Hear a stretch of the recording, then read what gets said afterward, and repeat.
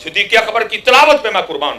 جناب عمر فاروق کے قرآن کا کیا کہنا, جناب عثمان غنی کی تلاوت کا کیا کہنا, جناب مولا مشکل کشا کی تلاوت کا کیا کہنا, اور اس تلاوت پہ تو سارا کچھ ہی قربان جو میرے امام نے نیزے پہ کی تھی.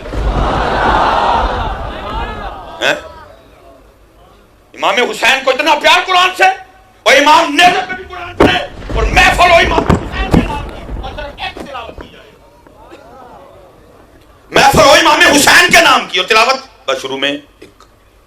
تم چھوڑو یار, ہم نے تمہاری بات تو بعد میں کریں گے نا, پہلے اپنی بات کر لیجیے.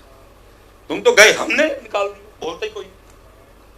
تو بھائی کیوں 10 نعت, ہاں 10 کاری کیوں نہیں, کیوں 10 نعتیں, 10 تلاوتیں کیوں نہیں؟ قرآن ہے وہ اللہ کا کلام ہے. ٹھیک ہے جو تو نعت پڑھ رہے, ہمیں انکار نہیں, لیکن اس نعت کے لکھنے والا کوئی بندہ ہے, اور قرآن وہ ہے جو اللہ کا کلام ہے.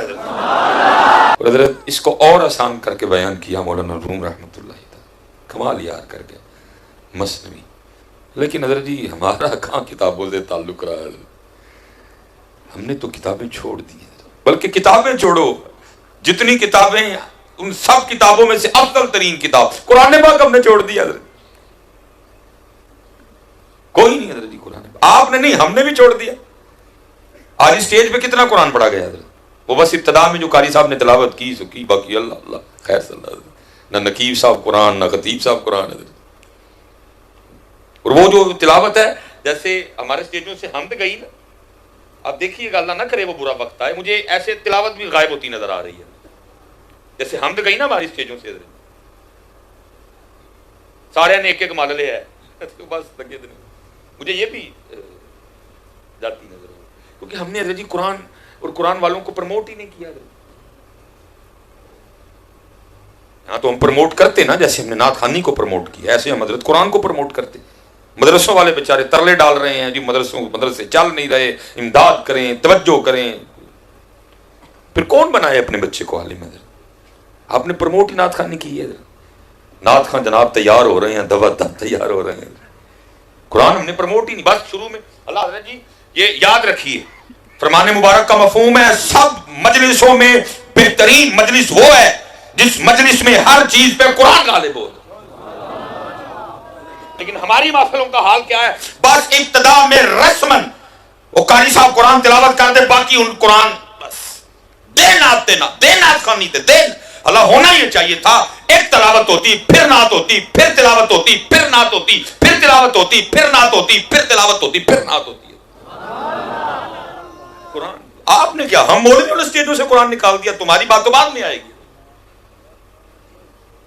تمہاری بات تو بعد میں آئے گی, پہلے تو ہمیں پوچھا جائے گا نا. اور میرے نام پہ کھانے والوں کیوں نکالا اپنے اسٹیجوں سے تم نے قرآن؟ سوئے مرے پڑے تھے سارے, کیوں صرف ایک تلاوت ہوئی, 10 نعت خواں بلائے گئے, کیوں 7-10 قاری بھی نہیں بلائے گئے؟ تم نے, علماء نے نہیں کلام اللہ کی طرف توجہ تھی, تم علماء نے نہیں کلام اللہ سے پیار کیا. اور حضور نبی علیہ السلام کو کتنا پیار قرآن پاک سے.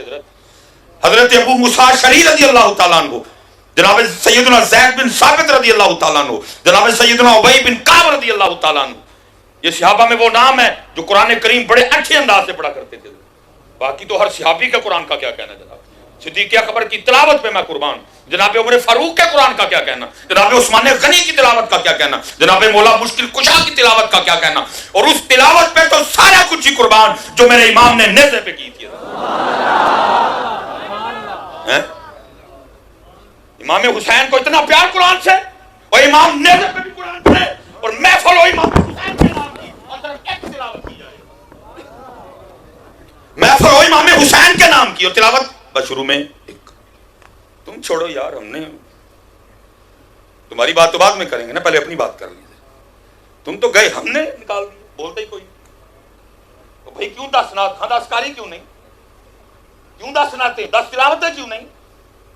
قرآن ہے وہ اللہ کا کلام ہے.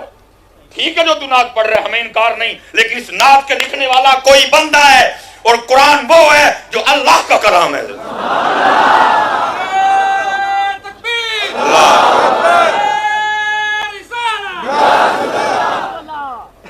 قرآن وہ اللہ کا کلام ہے. آج بندے کے کلام کو اللہ کے کلام پہ فوقیت, اللہ کا کلام شروع میں ایک بار رسمن بات، پھر چلو بس ختم کرو. کیا کریں یار، آپ کی چھوڑو، ہمارا حال خراب ہے. خدا کا واسطہ توجہ دو اس جانب. قوم تو آگے قرآن کھول چکی ہے، اپنی محافل کے ذریعے لوگوں کو پیغام دو یار. لوگ تو آگے قرآن چھوڑ چکے ہیں حضرت، اور اگر ہم نے بھی محفلوں سے قرآن نکال دیا تو قرآن کون پڑھے گا حضرت؟ وہ خدا کا نام لو، کو توجہ کرو محفلوں والوں اس جانب. یہ اگر آئے ہیں ان کو پیغام دے کے بھیجو. اگر اسٹیج پہ قرآن کوئی نہیں تو یہ کدھر قرآن کھولیں گے؟ اگر مولویوں نے قرآن چھوڑ دیا تو یہ قرآن کب پڑھیں گے؟ توجہ کرو یار اس جانب. ایک تلاوت، ایک کاری، پھر ایک نعت، پھر ایک. حضرت ابو موسیٰ اشعری رضی اللہ تعالیٰ عنہ یہ مسجد نبوی شریف میں تلاوت فرما رہے تھے بیٹھ کے، رخ قبلہ کی جانب. نبی پاک علیہ السلام حجرہ معاشہ صدیقہ رضی اللہ تعالیٰ عنہ سے اپنی حجرہ مبارک سے باہر تشریف لائے. اب حضرت ابو موسیٰ اشعری رضی اللہ تعالیٰ عنہ کو نہیں پتا کہ نبی علیہ السلام تشریف لا چکے ہیں اور میری تلاوت سن رہے ہیں. یہ قرآن پڑھ رہے ہیں. جب یہ تلاوت ختم کر کے اٹھے نا تو دیکھتے کیا ہیں، پیچھے اللہ کے محبوب علیہ السلام پڑھے.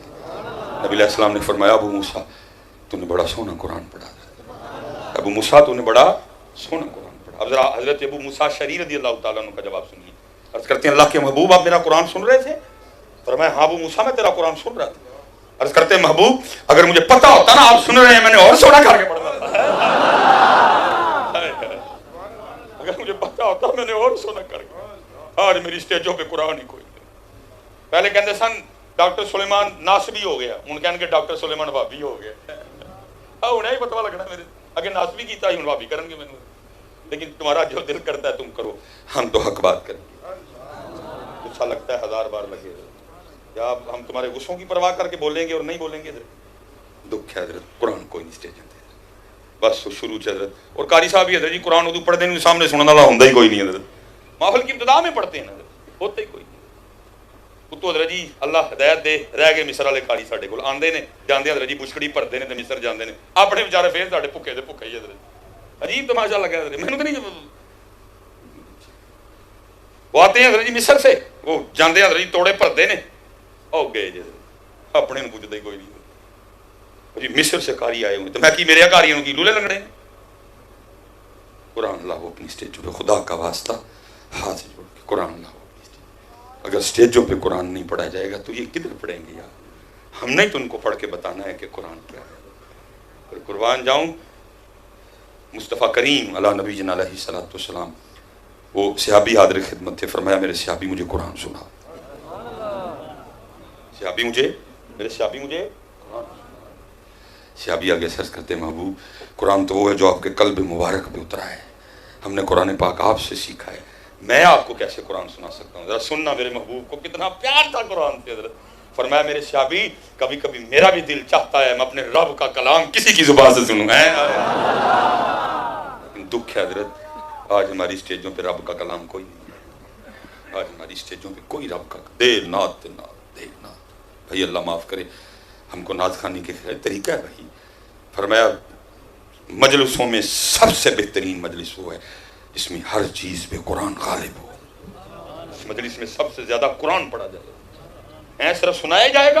حضور غوث اعظم رضی اللہ تعالیٰ عنہ سے کسی نے پوچھا حضرت آپ کے مجاہدوں کی ابتدا کیا تھی؟ فرمایا 14 سال عبد القادر نے ہر رات ایک ٹائم پہ کھڑے ہو کے ایک قرآن پڑھا ہے. وہ ہمارے بڑے قرآن والے تھے. امام ابو حنیفہ قرآن والے، امام مالک قرآن والے، امام شافعی قرآن والے، امام احمد بن حنبل قرآن والے، غوث اعظم قرآن والے، شاہ نقشبند قرآن والے، خواجہ غریب نواز قرآن والے، بابا فرید قرآن والے. بابا فرید قرآن والے. میں کہہ رہا ہوں حضرت یہ وقت جا رہا ہے، ہاتھ نہیں ہے. جی حضرت بہاؤالدین زکریا ملتانی رحمۃ اللہ تعالی علیہ کا جب وصال ہوا نا کسی مرید نے خواب میں دیکھا آپ کو. دیکھتا کیا ہے؟ حضرت بڑے خوبصورت تخت پہ بیٹھی ہوئی جسم پہ جنتی لباس ہے، جنتی خدام ہے، سامنے جنتی کھانے پڑے ہوئے ہیں. اس نے عرض کی حضرت کیا انداز ہے، کیا شان ہے. اور نے فرمایا یار یہ نہیں مزہ اتھے سی. ان کی حضرت ادھر کیا مزہ؟ فرمایا وہ صبح اٹھ کے نیند چھوڑ کے گرم بستر چھوڑ کے جب ٹھنڈے پانی سے وضو کر کے میں رب کے حضور کھڑا ہوتا تھا وہ مزہ ادھر نہیں ہے. لے لو بیٹا مزہ ہی یہ وقت جا رہا ہے نہیں رکنا کوئی بھی آپ کے اور میرے لیے نہیں رکنا مزہ لے لو اس وقت کا جا رہا ہے لے لو پگ کا مزہ لے لو داڑھی شریف کا مزہ جا رہا ہے لے لو مزہ